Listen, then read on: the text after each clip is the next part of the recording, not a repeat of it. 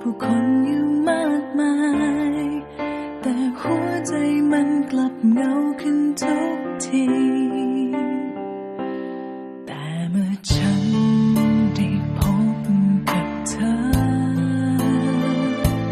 สิ่งที่เธอ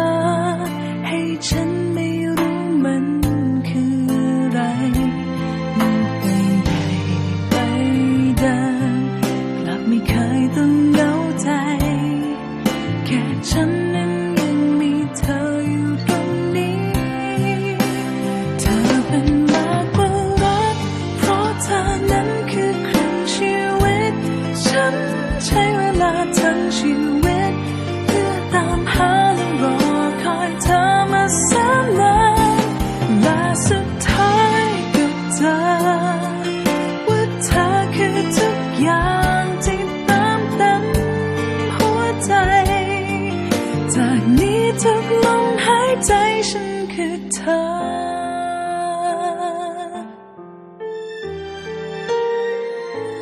หากว่าเธอนั้นคือความรักก็เป็นรักที่ดีจนไม่มีคำบรรยายฉันโชคดีเหลือเกินที่มีเธอเดินข้างกายชีวิตมันได้เติมเต็มสิ่งที่ขาดหายเธอเป็นมากกว่ารักเพราะเธอนั้นคือครึ่งชีวิตฉันใช้เวลาทั้งชีวิตเพื่อตามหารอคอยเธอมาแสนนานและสุดท้ายก็เจอ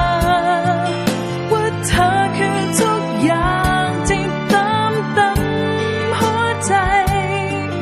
จากนี้ทุกลมหายใจฉันคือเธอ